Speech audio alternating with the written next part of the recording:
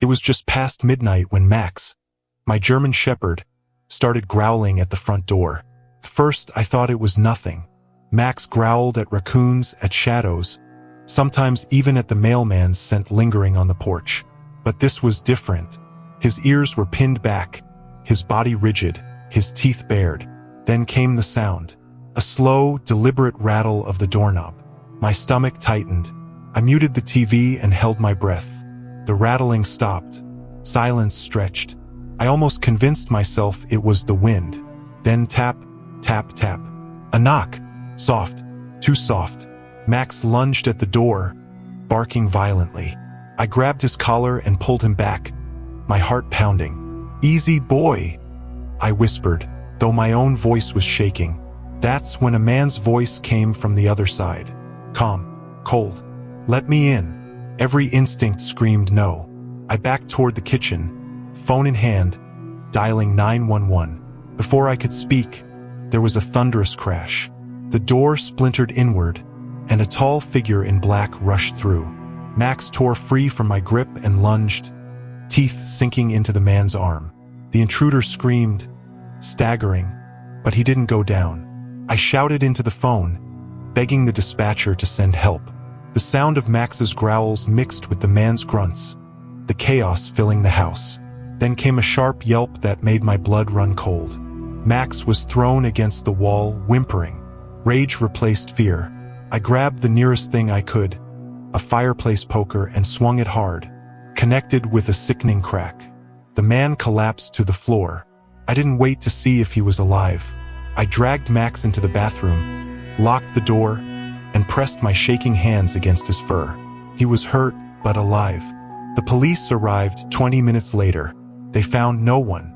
Not the man, not even blood where I'd struck him. Just the shattered door and Max's whines echoing in the bathroom. They told me stress could play tricks on memory, that maybe Max scared off a burglar before I landed a hit. But I knew what I saw. I barely slept that night. Max wouldn't leave my side, growling at every creak and shadow. Around 3 a.m., exhaustion pulled me under. When I woke, the house was silent. Too silent. Max was gone. Panic surged through me. I tore through the rooms, calling his name, whistling, clapping. Nothing. The front door was still broken, but there were no tracks outside, no sign of escape. Then I noticed something on the floor near the door. Polaroid picture of me, sleeping on the couch, Max curled beside me. Scrawled on the back were 3 words, written in jagged handwriting. "Good dog first." And then, from upstairs, I heard Max's bark. Only this time, it didn't sound like a warning. It sounded like a whimper.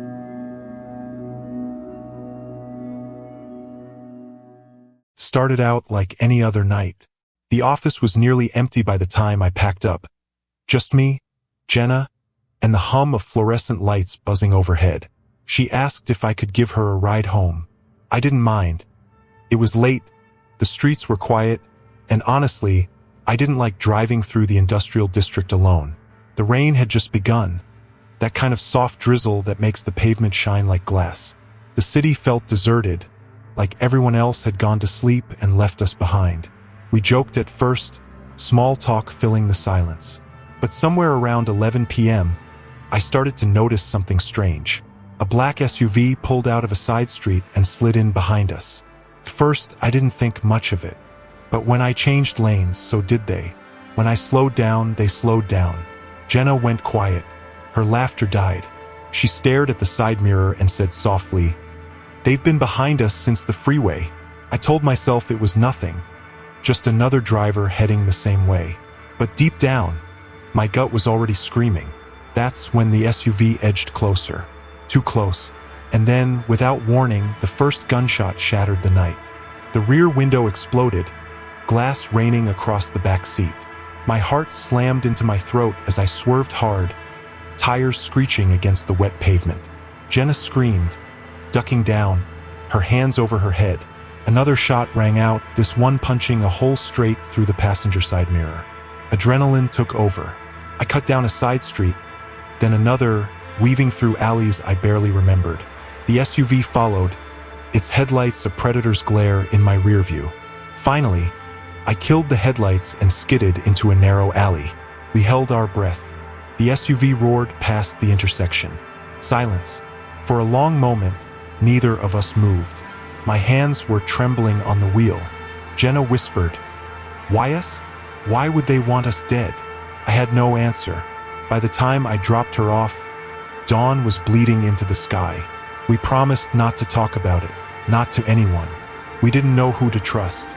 But the next morning, I saw it on the news. 2 city officials had been assassinated in a drive-by. Same SUV, same style. But here's the thing. They weren't supposed to be on that road. We were. It didn't make sense. Either they missed their target or we were the target. That should have been the end. But it wasn't. A week later, I found an envelope slid under my apartment door. No stamp, no address. Inside was a single Polaroid photo. It was Jenna and me, sitting in my car. From the night of the shooting. The angle was wrong, too close. Whoever took it wasn't in another car. They were already there, waiting. Scrawled on the back in messy handwriting were 3 words. Not a mistake. My blood ran cold. That night I couldn't sleep.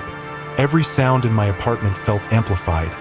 The hum of the fridge, the tick of the clock, the groan of the pipes. Somewhere around 3 a.m., I heard it. A slow, deliberate knock on my door. I didn't move, didn't breathe. Another knock, louder this time, and then a folded note slid under the door. I waited until the footsteps faded before I picked it up. The note was simple, just one line. Jenna talks too much. The next morning, I called her. No answer. I drove to her apartment, but the place was swarming with police. They were covering a body with a sheet, lifting it into a van. I didn't need to ask who it was. The official report said home invasion. Wrong place, wrong time. But I knew better. Jenna hadn't been the target. She was the warning.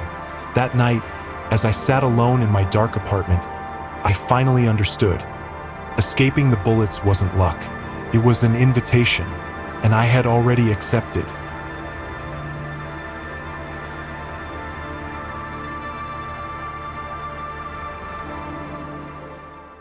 I wasn't supposed to be on the list. That's the thought that kept me awake at night. The first time I saw it, it was tucked under my windshield wiper. A folded sheet of paper, soaked through from the rain. It had 12 names printed on it, in neat typewritten letters. 10 of them were crossed out in heavy black ink. One of the last 2 names was unfamiliar to me. The other was mine. At first, I thought it was a prank. Maybe some edgy kids thought it'd be funny to scare strangers. But when I looked up the first name on the list, Mardakine, I found her obituary. She had died 2 weeks earlier, stabbed to death in her apartment. My stomach sank. The next day, I checked the second name. Same result. A man who'd fallen in front of a subway train. Every name I checked led to the same conclusion. Murder, disguised as accidents, random crimes, even suicides. But it wasn't random. Someone had made this list. Someone had been following it. And I was next. That night, as I lay in bed, I heard my phone buzz. A message from an unknown number. Just 3 words. 11 down. You. For days, I lived in a haze of paranoia. I stopped going to work. I barely ate. Every shadow out my window looked like a silhouette. Every footstep outside my apartment door made my blood run cold. I went to the police, clutching the rain-warped list in my hand like it was my last lifeline. The officer who interviewed me barely looked at it.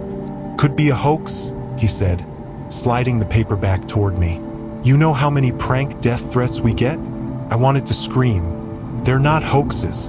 They're dead." But his expression didn't change. He looked tired, uninterested, almost like he'd heard this before. That's when I noticed it. A subtle glance between him and his partner. Not pity, recognition, like they'd seen the list before. On the 3rd night, the messages got worse. No more vague threats. Now they were instructions. Turn off your lights. Check under the bed. Don't scream. Each time I obeyed, my fear grew. Because every time I did, I found something. Under the bed, A knife mark scored deep into the wooden floorboards. My closet, a scrap of black fabric snagged on the hinge, like someone had closed the door too quickly. On the bathroom mirror, fogged from my shower, were words traced in a fingertip. "You look tired." I stopped sleeping after that. I tried running. I left my apartment at 2 a.m., driving with no destination, just putting distance between me and that list. But when I pulled into a gas station an hour later, the clerk handed me something. "Someone left this for you." It was a Polaroid of me taken through my car windshield. My eyes were closed, asleep at the wheel. The photo was time-stamped from 20 minutes earlier. I dropped it. My hands wouldn't stop shaking. Whoever was doing this, they weren't following me. They were ahead of me. By the fifth night, I wasn't the same person anymore. My apartment was trashed, blinds taped shut, locks double barricaded. I barely recognized my reflection. The messages had slowed, but I knew they were waiting. Then, around midnight, the phone buzzed one last time. "Final name tonight. Answer the door." My chest felt hollow. I picked up the list again, hands trembling. 11 names crossed out. Just me and one more left. I thought I had been the last. But no, the other name, the one I didn't recognize. I understood suddenly, horribly. I wasn't the target. I was the closer. My legs moved before my brain did. I staggered to the door, phone in one hand, list in the other. The hallway was silent, empty. But there, taped to my doorframe, was a manila envelope. Inside, a gun. Cold, heavy, already loaded. Beneath it was a note typewritten like the list. "Cross them out or be crossed out." I should have dropped it, called the police, anything. But when I looked down at the gun in my hand, something inside me broke. I understood why the other names were crossed out. Not because someone had chosen them, because someone before me had. The list never ended. It only passed from one set of trembling hands to the next. And now it was mine. I don't know how long I sat there, the gun heavy in my lap, staring at the name beneath mine. A stranger, someone who had no idea their time had run out. But the longer I stared, the clearer it became. The list isn't about assassination. Not really. It's about survival. A chain that never stops. One name crossed out after another. The burden carried forward like a curse. The true horror wasn't being hunted. It was being chosen to kill. And tonight, I wasn't the victim anymore. I was the assassin.